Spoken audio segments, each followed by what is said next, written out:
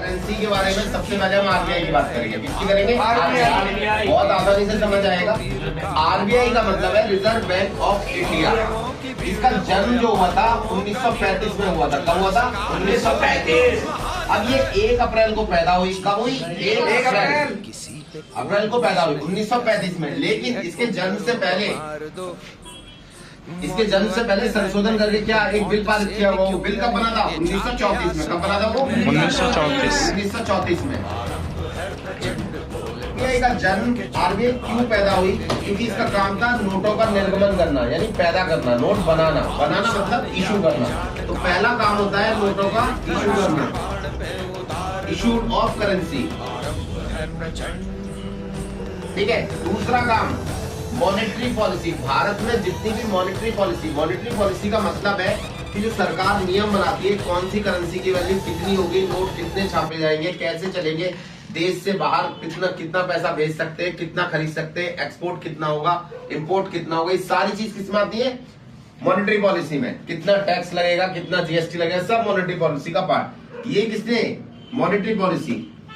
Rate fix करना, 5% ब्याज लगेगा, 10% ब्याज लगेगा, 3% ब्याज मिलेगा, लोन कितना होगा, कितने से कितने तक होगा, अपने रेट क्या होंगे। रेट का मतलब यहाँ पर क्या होगा? सीआरआर कितना होगा, एसएलआर कितना होगा, सीआरआर कितना होगा, एसएलआर कितना होगा। ये सारे रेट हमारे कहाँ डिफाइन करते हैं? आरबीआई डिफाइन करती है। कौन से? आरबीआई डिफाइन करती है। तो यहाँ पर रेट एंड टैक्सेस डिफाइन कौन करती है? आरबीआई। अब देखो आरबीआई की सिचुएशंस के हिसाब से अगर हम बात करें तो आरबीआई का काम क्या है? करेंसी को वैल्यूएट करना, करेंसी का मॉनेटरी पॉलिसी बनाना, एक्सचेंज देखना। क्या देखना? एक्सचेंज। और डिपोजिटरी जब रेपो रेट, जब बैंकों को जरूरत पड़ती है, पैसा उधार लेते हैं, सुन लो फिर से, बैंकों को जरूरत पड़ती है, बैंक उधार लेती है किससे? आरबीआई से। तो मान लो अगर 6% पे देता है तो रिवर्स रेपो 1% कम होता है। अगर बैंकों के पास एक्स्ट्रा पैसा आ गया तो बैंक ब्याज जमा कर देती है। किसके पास? आरबीआई के पास। आरबीआई उस पर ब्याज देता है। मान लो इसके पास टमाटर है और मुझे सेब देके टमाटर लेने, तो ये राजी नहीं है, लेकिन इसके पास टमाटर, लेकिन इसको सेब नहीं चाहिए बदले में।